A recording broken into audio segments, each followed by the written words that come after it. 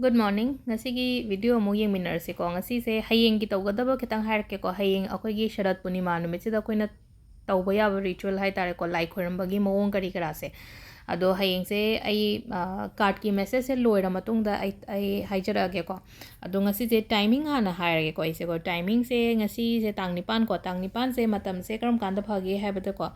Ayuk kidi kitang nanthokre ko ai thienge card keno video thagalak se kara thieng dore ko. Aduna mathangi keno sina haidi pung 13 ga minute ani dagina pung 3 ga minute kun ga taruk minute kun taruk phau bhai ko pung 13 ga minute ani dagina keno phauba 3 ga minute kun taruk phauba aduga nungda wairam gina pung 3 ga minute yankhai mari dagina nungdangi pung 3 ga minute kun taruk phauba ma lerena aduga adugi matungda amuk 3 ga minute yankhai nipan dagi nungdangi 3 ga minute yankhai nipan dagi ahingi pung 12 ga minute kuntra mari phauba ma lere sigi aphabagi timing se ko hai sun thaba inkhang to boko pa ma sigi ko sigi matam se da keno to bi yai ko ado si sina timing ne adagi hari tawgadaba do ai horen card se reading loiraga hai tare ko ngasi gi reading oiraga ai keno akhoi gi Sharat Purnima gi dit ai mawong do haira age ko so Sigi yung minarasi ko hadi kay message laki have do ko hadi 1 2 3 ko 1 gi message yung minarasi ko 1 se 8 of 1 sana la ko 8 of 1 sana 1 nate ko 8 of 1 8 card ki maming ni ko haise 8 of 1 se nawanda ngasi na ko hadi something new is coming hai tare ko something new is coming anova ma lakpa adagi haidi good news kumba adumaina nawanda yorokpa yai ko thajadana good news kumba yorokpa yai adu adagi good news kumba lakpa aise loinamak aphaba romda la ane na ko haidi positive kumba relationship kumba dasu yamna haidi aphaba lakpa adubu amana sida hai ko haidi investment kumba di tawbiganu ko achauba pesha gumba pithokpa natraga investment gumba di tawbidaba number 2 ko magician card hen lai ko magician haragadi sida akoina haidi sida nangna pame poto phangbagi mawong ne basise ko haidi aduna hayeng se akoigi keno hainang sa haido Sharat Purnima adagi ngarang so manifestation gi video hakim ne ko aduna manifest to si card sida haise ko haidi if you manifest you will get everything and haibna sida ko haidi nangna manifest tawragadi nangna pame ba mayam do loina mak phangani haibagi hai tare ko sida nangna apamba do tawbiyo ko hayeng sida aduga ngasi gi oina last ki ko 9 of 1 ko 9 of 1 se choktha hakchang se khara chokthai ko chokthabi gono hakchang se ko hai chokthabi gono haragadi ko hari tandhaba khotaba su yauri eba marak pranga sai gi chokthabu khotpa do ge hari chokthabi gono haragadi kadang isa gi damak da hari matam lokthoga hari pothabiyo badai kan du ko aduga amaka hari thaba inkhang da amuk leino ko bidhalakpoi tara bidhalakpai tara demotivate gumba mai la aga di ko obi gono badai kan du da haidi nangna tawriba thabak to haidi thuna adum magi result phangani ko aduna marakta tandharagadi thaba ma taw matamda tangano ko haidi tangano haraga leino ko aina se tangano haraga talamgani habante ko impatience oi budo maka haidi ai sida khara tawba hore ko khara tawba hora kanda amuka size poche phangdora kan se mathang song lamjan bado haidi si oidre da aduna ai mathang se mu yeng mathang du song mu haidi amuk su tawre ba amuk su tawra matungda amuk su phangdre mathang du so haidi poto phangam dai du da ko samna habda ai ma se kom ma tawre ko haidi wari ni ko haise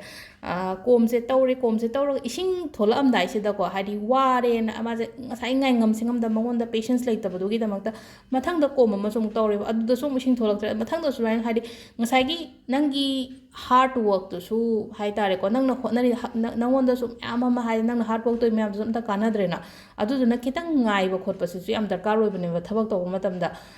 kitang ngayo nangna khalliba pot ki ka myam do ko ado sida haidi patience layon haise ko haidi khara tawthoni ising do tholak tare khara mu tawthoe ko haidi mathang haujikan se nawai di haino ko hard work haina hai ko hajikan di smart work so khatang chatna bani ko haidi suma koina mapanda kai da thabak haidi leina ko mapanda haidi office kumba kai gumba da tawra aga di hamra nga sai gi ai na panga ga hai ta ko aina tum hard work katang na hard work na tab smart work se katang khara keno to ko haidi smartphone thola ne smart work to tam ne khoi ju tum ko ado si sina card ki message leire ko aduga amana nga sai gi na hai bado ꯄꯨꯔꯅꯤꯃꯥ ꯅꯨꯃꯤꯠꯁꯦ ꯍꯌꯦꯡꯁꯦꯀꯣ ꯑꯩꯈꯣꯏꯒꯤ ꯌꯨꯝ ꯃꯊꯛꯀꯨꯝꯕ ꯍꯥꯏꯇꯥꯔꯦꯀꯣ ꯊꯥ ꯃꯉꯥꯟ ꯐꯪꯕ ꯖꯒꯥꯒꯨꯝꯕ ꯌꯦꯡꯕꯤꯌꯣꯕ ꯁꯣꯝꯅ ꯀꯩꯅꯣ ꯇꯧꯕ ꯃꯇꯝꯗ ꯂꯥꯏ ꯈꯣꯏꯔꯝꯒꯗꯕ ꯃꯇꯝꯁꯦ ꯅꯨꯡꯗꯥꯡꯗ ꯇꯧꯒꯗꯕꯅꯤꯀꯣ ꯊꯥ ꯊꯣꯛꯂꯛꯑꯀꯥꯟꯗ ꯈꯣꯏꯔꯝꯕꯤꯒꯗꯕꯅꯤꯀꯣ ꯁꯟꯙꯥ ꯋꯥꯏꯔꯝꯁꯦꯀꯣ ꯑꯗꯣ ꯉꯁꯥꯏꯒꯤ ꯌꯨꯝ ꯃꯊꯛ ꯑꯣꯏꯔꯣ ꯅꯠꯇ꯭ꯔꯒ ꯃꯥꯡꯒꯣꯟ ꯁꯨꯃꯥꯡꯒꯨꯝꯕ ꯑꯣꯏꯔꯣꯀꯣ ꯁꯨꯃꯥꯡꯗꯨꯅ ꯍꯥꯏꯗꯤ ꯄꯨꯔꯥ ꯑꯣꯄꯟ ꯁ꯭ꯄꯦꯁꯀꯨꯝꯕ ꯑꯣꯏꯔꯒ ꯍꯥꯏꯗꯤ ꯂꯩꯅꯀꯣ ꯍꯧꯖꯤꯛꯀꯥꯟ ꯈꯔ ꯁꯤꯇꯤ ꯃꯅꯨꯡꯗꯒꯗꯤ ꯉꯁꯥꯏ ꯕꯤꯜꯗꯤꯡ ꯃꯊꯪ ꯃꯊꯪ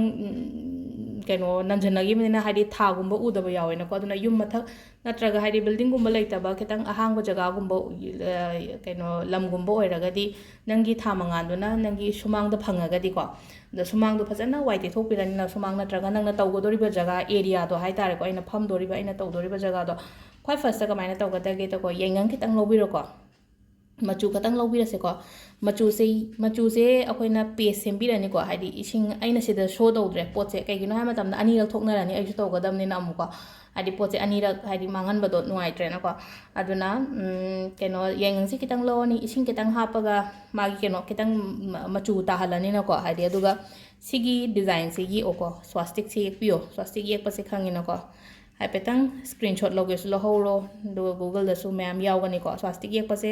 ꯁꯣꯝꯗꯒꯤ ꯍꯧꯔꯛꯑꯣꯀꯣ ꯑꯗꯨꯃꯥꯏꯅ ꯂꯧꯔꯦ ꯑꯗꯨꯒ ꯗꯣꯠ ꯗꯣꯠ ꯗꯣꯠ ꯀꯣ ꯁꯤꯒꯤ ꯀꯩꯅꯣꯁꯦ ꯃꯈꯥꯗ ꯌꯦꯛꯑꯦꯅ ꯈ꯭ꯋꯥꯏ ꯐꯥꯔꯁꯇꯀꯣ ꯑꯗꯨꯒ ꯁꯤꯒꯤ ꯃꯊꯛꯇ ꯍꯥꯏꯇꯥꯔꯦꯀꯣ ꯁꯤꯒꯤ ꯃꯊꯛꯇ ꯐꯥꯟ ꯑꯃ ꯊꯝꯕꯤꯔꯣꯀꯣ ꯍꯥꯏꯗꯤ ꯐꯥꯟꯅꯤ ꯈꯪꯗꯦ ꯈꯤꯇꯪ ꯈꯔ ꯀꯩꯅꯣ ꯇꯧꯕ ꯖꯒꯥ ꯃꯊꯛꯇ ꯊꯥꯡꯒꯠ ꯌꯥꯅꯕ ꯉꯁꯥꯏꯒꯤ ꯑꯩꯅ ꯇꯧꯗꯣꯔꯤ ꯄꯣꯠꯇꯣ ꯁ꯭ꯇꯨꯜ ꯈꯤꯇꯪ ꯀꯩꯅꯣ ꯇꯧꯕꯅꯤ ꯈꯟꯗꯦ ꯐꯖꯅ ꯆꯥꯝꯊꯣꯛ ꯈꯣꯠꯇꯣꯛ ꯇꯧꯕꯤꯔꯀꯣ ꯐꯥꯟꯗꯣ ꯊꯝꯕꯤꯔꯅꯤꯀꯣ ꯁꯄꯣꯁ ꯁꯤꯁꯦ ꯐꯥꯟꯅꯦꯅ ꯈꯜꯂꯁꯦꯕꯀꯣ ꯐꯥꯟꯁꯦ ꯑꯩꯅ ꯊꯝꯃꯦꯅꯀꯣ ꯐꯥꯟꯁꯤꯒꯤ ꯃꯊꯛꯇ ꯐꯤ ꯑꯉꯧꯕ ꯊꯥꯎꯑꯣꯕ ꯅꯍꯥꯟꯅ ꯑꯩꯈꯣꯏꯅ ꯀꯩꯅꯣꯒꯤ ꯗꯨꯔꯒꯥ ꯄꯨꯖꯥꯒꯤ ꯀꯩꯒꯤ ꯇꯧꯈꯤꯕꯗ ꯐꯤ ꯑꯉꯥꯡꯕ ꯊꯥꯏꯅ ꯊꯥꯒꯤꯗꯤ ꯑꯉꯧꯕ ꯃꯆꯨꯁꯦ ꯇꯧꯕꯤꯒꯗꯕꯅꯦ ꯐꯥꯟꯁꯤꯒꯤ ꯃꯊꯛꯇ ꯐꯤ ꯑꯉꯧꯕ ꯑꯃ ꯊꯥꯕꯤꯔꯅꯤꯀꯣ ꯐꯤ ꯑꯉꯧꯕꯁꯦ ꯊꯥꯔ ꯃꯇꯨꯡꯗ ꯄꯨꯈꯝ ꯑꯃ ꯇꯧꯕꯤꯌꯨꯀꯣ ꯄꯨꯈꯝ ꯈꯤꯇꯪ ꯆꯥꯎꯕ ꯑꯣꯏꯇꯥꯔꯒꯁꯨ ꯀꯩꯁꯨ ꯀꯥꯏꯗꯦꯀꯣ ꯄꯨꯈꯝꯁꯦꯀꯣ ꯍꯥꯏꯗꯤ ꯑꯃꯔꯣꯝꯗꯗꯤ ꯆꯥꯟꯗꯤꯒꯤ ꯇꯧ ꯍꯥꯏꯕꯅꯦꯕ ꯆꯥꯟꯗꯤ ꯄꯨꯈꯝ ꯀꯥꯏꯅꯗꯤ ꯑꯩꯈꯣꯏꯗꯤ ꯃꯩꯇꯩꯗꯤ ꯀꯩꯁꯨ ꯆꯥꯟꯗꯤ ꯄꯨꯈꯝꯗꯤ ꯂꯩꯅꯗꯦꯅ ꯁꯦꯟꯖꯦꯡ ꯄꯨꯈꯝ ꯇꯧꯕꯤꯌꯨꯀꯣ ꯁꯦꯟꯖꯦꯡ ꯍꯥꯏꯕ꯭ꯔꯥ ꯀꯩꯅꯣ ꯍꯥꯏꯕꯗ ꯑꯃꯗ ꯄꯤꯊ꯭ꯔꯥꯏ ꯍꯥꯏꯕ꯭ꯔꯥ ꯁꯦꯟꯖꯦꯡ ꯍꯥꯏꯕ꯭ꯔꯥ ꯑꯃ ꯂꯩꯕꯗꯣ ꯑꯗꯨꯗꯣ ꯁꯦꯟꯖꯦꯡꯁꯨ ꯍꯥꯏꯕ ꯍꯥꯏꯅꯕꯅꯦ ꯄꯤꯊ꯭ꯔꯥꯏꯁꯨ ꯍꯥꯏꯕ ꯍꯥꯏꯕꯅꯦ ꯑꯗꯨꯒꯤ ꯀꯩꯅꯣꯗꯣ ꯍꯥꯏꯇꯥꯔꯦꯀꯣ ꯑꯗꯨ ꯇꯧꯕꯤꯌꯣ ꯀꯣꯔꯤ ꯅꯠꯇꯦꯀꯣ ꯁꯦꯟꯖꯦꯡ ꯑꯗꯣ ꯄꯤꯊ꯭ꯔꯥꯏꯒꯤ ꯄꯨꯈꯝꯗꯣ ꯉꯁꯥꯏꯒꯤ ꯑꯩꯒꯤ ꯐꯥꯟꯗꯨꯒꯤ ꯃꯊꯛꯇ ꯊꯝꯃꯅꯤꯅꯀꯣ ꯐꯥꯟꯗꯨꯗ ꯏꯁꯤꯡ ꯍꯥꯟꯅ ꯀꯩꯅꯣ ꯐꯥꯟꯗꯨꯅ ꯉꯁꯥꯏꯒꯤ ꯄꯨꯈꯝꯗꯨꯗ ꯏꯁꯤꯡ ꯍꯩꯕꯤꯔꯅꯤꯅꯀꯣ ꯍꯥꯏꯗꯤ ꯄꯨꯈꯝꯗꯨꯗ ꯏꯁꯤꯡꯁꯦ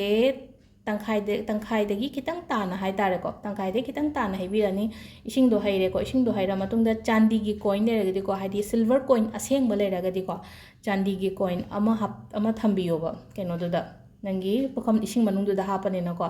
चेंग खतंगसो हापिरको चेंगसु अंगोबनिको चेंग खतंगमसो हापिरनी अदुगा लई अंगोबो खरागा हापनिको ngसाइगी आइगी पुखम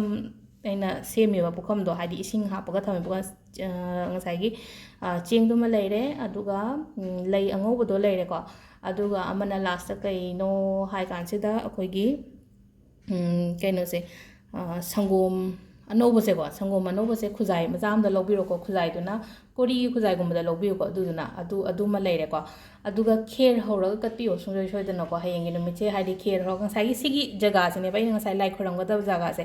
ꯈꯦꯔꯗꯣ ꯍꯧꯔꯒ ꯁꯣꯝꯗ ꯊꯝꯕꯤꯔꯣꯀꯣ ꯑꯗꯨꯒ ꯁꯣꯝꯗ ꯊꯝꯒꯦꯔꯥ ꯁꯣꯝꯗ ꯊꯝꯒꯦꯔꯥ ꯑꯀꯥꯏꯕ ꯀꯩꯝ ꯂꯩꯇꯦ ꯈꯦꯔ ꯍꯧꯔꯒ ꯈꯦꯔꯗꯨꯃꯗꯤ ꯊꯝꯕꯤꯔꯅꯤ ꯈꯦꯔꯁꯦ ꯁꯨꯡꯁꯣꯏ ꯁꯣꯏꯗꯅ ꯀꯠꯄꯤꯌꯨꯀꯣ ꯍꯌꯦꯡꯁꯦ ꯑꯗꯨꯒ ꯙꯨꯞ ꯀꯦꯟꯗꯜ ꯅꯪꯅ ꯊꯥꯟꯒꯗꯕꯗꯣ ꯑꯗꯨꯅ ꯁꯥꯏꯠ ꯑꯃꯗ ꯊꯥꯟꯕꯤꯔꯅꯤꯀꯣ ꯑꯗꯨꯒ ꯉꯁꯥꯏꯒꯤ ꯀꯩꯅꯣꯗꯣ इसिंग कꯩꯅꯣꯗꯣ ꯀꯩ ꯁꯪꯒꯣꯝꯒꯤ ꯈꯨꯖꯥꯏꯗꯣ ꯀꯩꯅꯣꯗꯨꯗ ꯉꯁꯥꯏꯒꯤ ꯁꯤꯒꯤ ꯀꯩꯅꯣꯁꯤꯗ ꯉꯁꯥꯏ ꯄꯨꯈꯝꯁꯤꯗꯀꯣ ꯊꯥꯗꯨꯒꯤ ꯃꯉꯥꯟꯗꯣ ꯐꯪꯍꯟꯕꯤꯌꯣꯕ ꯌꯥꯔꯒꯗꯤ ꯑꯩꯅ ꯄꯨꯈꯝ ꯊꯝꯃꯤꯗꯣ ꯄꯨꯈꯝꯗꯨꯒꯤ ꯏꯁꯤꯡꯗꯨꯗ ꯊꯥꯗꯨꯒꯤ ꯃꯉꯥꯜꯗꯣ ꯐꯪꯕ ꯋꯥꯅꯤ ꯑꯗꯨ ꯇꯥꯔꯒꯗꯤ ꯑꯃꯨꯛ ꯍꯦꯟꯅ ꯐꯩꯌꯦꯕ ꯑꯗꯣ ꯉꯁꯥꯏꯒꯤ ꯈꯨꯖꯥꯏꯁꯦ ꯑꯩꯅ ꯈꯨꯖꯥꯏꯁꯦ ꯄꯥꯏꯔꯒ ꯍꯥꯏꯁꯤꯗ ꯍꯥꯏꯐꯦꯠꯇꯪ ꯍꯥꯏꯒꯦꯀꯣ ꯑꯩꯅ ꯈꯨꯖꯥꯏꯗ ꯏꯁꯤꯡ ꯍꯩꯌꯣ ꯈꯣꯠꯂꯣ ꯍꯥꯏꯗꯤ ꯏꯁꯤꯡ ꯁꯨꯃꯥꯏꯅ ꯄꯥꯏꯕꯤꯔꯒ ꯍꯥꯏꯗꯤ ꯉꯁꯥꯏ ꯑꯩ ꯄꯨꯈꯝꯁꯤꯗ ꯍꯩꯕ ꯋꯥꯅꯤꯗ ꯍꯥꯏꯅ ꯇꯧꯔꯒ ꯑꯗꯣ ꯉꯁꯥꯏ ꯊꯥꯗꯨꯒꯤ ꯃꯉꯥꯟꯗꯨꯁꯨ ꯂꯩꯔꯅꯀꯣ ꯑꯗꯨ ꯁꯨꯃꯥꯏꯅ ꯇꯧꯔꯒ ꯍꯩꯔꯒꯗꯤ ꯑꯃꯨꯛ ꯍꯦꯟꯅ ꯐꯔꯦꯀꯣ ꯑꯗꯣ ꯁꯤꯁꯤꯃ ꯂꯩꯔꯦ ꯑꯗꯣ ꯉꯁꯥꯏꯒꯤ ꯈꯦꯔ ꯍꯧꯔꯒ ꯑꯩꯅ ꯀꯩꯒꯤꯅꯣ ꯍꯥꯏ ꯃꯇꯝꯁꯤꯗꯀꯣ ꯍꯥꯏꯗꯤ ꯁꯔꯠ ꯄꯨꯔꯅꯤꯃꯥꯁꯤꯗꯀꯣ ꯍꯥꯏꯗꯤ ꯁꯨꯝ ꯍꯥꯏꯅꯕ ꯂꯩꯌꯦꯕ ꯍꯥꯏꯗꯤ ꯅꯨꯃꯤꯠꯁꯤꯗ ꯑꯃ꯭ꯔꯤꯠꯀꯤ ꯅꯣꯡ ꯇꯥꯕ ꯀꯥꯏꯅ ꯈꯪꯕ꯭ꯔꯥ ꯑꯃ꯭ꯔꯤꯠꯀꯤ ꯅꯣꯡ ꯑꯃ꯭ꯔꯤꯠꯇꯒ ꯍꯥꯏꯁꯦ ꯍꯥꯏꯗꯤ ꯊꯛꯄꯗ ꯀꯩꯅꯣ ꯇꯧꯕꯗ ꯍꯥꯏꯗꯤ ꯌꯥꯝꯅ ꯄꯨꯟꯁꯤ ꯁꯥꯡꯕ ꯈꯣꯠꯄ ꯑꯃ ꯂꯥꯏꯒꯤ ꯋꯥꯔꯤꯅꯤꯀꯣ ꯑꯗꯨ ꯅꯍꯥꯟꯋꯥꯏ ꯊꯥꯏꯅꯒꯤ ꯋꯥꯔꯤ ꯑꯗꯨꯃꯥꯏꯅ ꯑꯩꯈꯣꯏꯅ ꯕꯤꯁ꯭ꯋꯥꯁ ꯂꯩꯕꯅꯤꯅ ꯍꯥꯏꯗꯤ ꯁꯤꯒꯤ ꯅꯨꯃꯤꯠꯁꯤꯗ ꯍꯥꯏꯗꯤ ꯅꯣꯡ ꯇꯥꯏ ꯍꯥꯏꯅꯩꯌꯦꯕ ꯍꯥꯏꯗꯤ ꯑꯃ꯭ꯔꯤꯠꯀꯤ ꯅꯣꯡ ꯇꯥꯏ ꯑꯗꯨꯅ ꯉꯁꯥꯏꯒꯤ ꯅꯣꯡꯒꯤ ꯃꯔꯤꯛꯇꯣ ꯅꯪꯒꯤ ꯈꯦꯔꯗꯨꯗ ꯇꯥꯔꯅꯤ ꯈꯦꯔꯗꯣ ꯃꯊꯪꯒꯤ ꯅꯨꯃꯤꯠꯇ ꯍꯥꯏꯇꯥꯔꯦꯀꯣ ꯅꯨꯡꯗꯥꯡꯗꯤ ꯀꯠꯄꯤꯔꯝꯃꯣ ꯍꯥꯏꯐꯦꯠꯇꯪ ꯃꯈꯨꯝꯒꯨꯝꯕ ꯀꯨꯞꯁꯟꯒꯦꯁꯨ ꯀꯨꯞꯁꯟꯕꯤꯔꯝꯃꯣꯀꯣ ꯃꯈꯨꯝ ꯀꯨꯞꯁꯟꯕ ꯍꯥꯏꯔꯒꯗꯤ ꯑꯩꯈꯣꯏꯒꯤ ꯖꯥꯂꯤ ꯑꯣꯏꯕ ꯄꯣꯠꯀꯨꯝꯕꯅ ꯀꯨꯞꯀꯦꯔꯥ ꯀꯩꯅꯣꯀꯣ ꯑꯗꯣ ꯍꯥꯏꯐꯦꯠꯇꯪ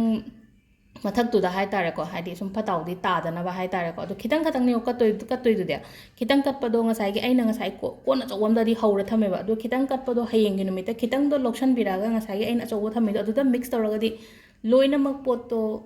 ꯃꯤꯛꯁ ꯇꯧꯈ꯭ꯔꯦꯅꯀꯣ ꯉꯁꯥꯏꯒꯤ ꯑꯃ꯭ꯔꯤꯠꯇ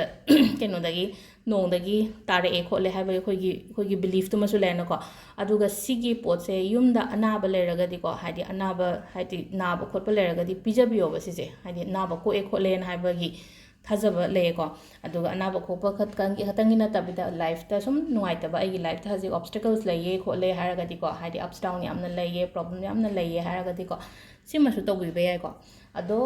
ꯉꯁꯤꯒꯤ ꯚꯤꯗꯤꯑꯣꯁꯦ ꯁꯤꯗ ꯂꯩꯔꯦꯀꯣ ꯍꯥꯏꯗꯤ ꯍꯌꯦꯡꯒꯤ ꯂꯥꯏ ꯈꯣꯏꯔꯝꯒꯗꯕꯩ ꯃꯑꯣꯡ ꯀꯩꯀꯥꯁꯦ ꯑꯗꯨꯒ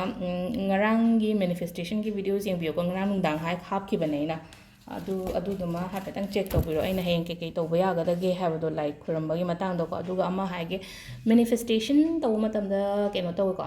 ꯄꯦꯔꯤꯌꯠꯁꯀ ꯗꯔꯀꯥꯔ ꯀꯩꯝ ꯂꯩꯇꯦꯀꯣ ꯍꯥꯏꯗꯤ ꯄꯦꯔꯤꯌꯠꯁ ꯇꯧꯅꯤꯡꯉꯩ ꯃꯇꯝꯗ ꯁ꯭ꯄꯦꯜ ꯇꯧꯕ ꯀꯥꯏꯗꯦ ꯃꯦꯅꯤꯐꯦꯁꯇꯦꯁꯟ ꯇꯧꯕ ꯀꯥꯏꯗꯦ ꯑꯗꯨꯕꯨ ꯍꯧꯖꯤꯛꯀꯤ ꯁꯤꯒꯤ ꯂꯥꯏ ꯈꯣꯏꯔꯝꯕ ꯈꯣꯠꯄꯒꯤ ꯄꯥꯔꯠꯁꯤꯃꯗꯤ ꯇꯧꯒꯅꯨ ꯑꯇꯩꯗꯤ ꯂꯣꯏ ꯇꯧꯕ ꯌꯥꯏ ꯂꯥꯏ ꯈꯣꯏꯔꯝꯕꯗ ꯍꯥꯏꯗꯤ ꯂꯥꯏ ꯈꯣꯏꯔꯝꯕ ꯌꯥꯕ꯭ꯔꯥ ꯍꯪꯉꯛꯏꯗꯣ ꯍꯥꯏꯗꯤ ꯂꯥꯏ ꯑꯩꯈꯣꯏ ꯄꯦꯔꯤꯌꯠꯁ ꯇꯧꯔꯒꯕꯨ ꯂꯥꯏ ꯀꯃꯥꯏꯅ ꯈꯣꯏꯔꯝꯅꯒꯦ ꯑꯗꯨꯅ ꯍꯥꯏꯗꯤ ꯑꯗꯨꯒꯤ ꯀꯣꯏꯁꯟꯁꯇꯣ ꯍꯥꯏꯗꯤꯀꯣ ꯍꯥꯏꯗꯤ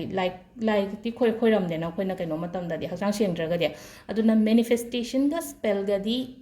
ꯑꯗꯨꯗꯗꯤ ꯑꯗꯨꯝ ꯌꯥꯏ ꯀꯩꯁꯨ ꯀꯥꯏꯗꯦ ꯑꯗꯨꯒ ꯑꯣꯟꯂꯤ ꯂꯥꯏ ꯈꯣꯏꯔꯝꯕ ꯄꯥꯠꯀꯨꯝꯕ ꯂꯩꯕꯁꯦ ꯁꯤꯒꯨꯝꯕꯗꯗꯤ ꯇꯧꯕꯤꯒꯅꯨꯀꯣ ꯑꯗꯣ ꯁꯤꯗ ꯂꯩꯔꯦ ꯉꯁꯤꯒꯤ ꯚꯤꯗꯤꯑꯣꯁꯦ ꯊꯦꯡꯛ ꯌꯨ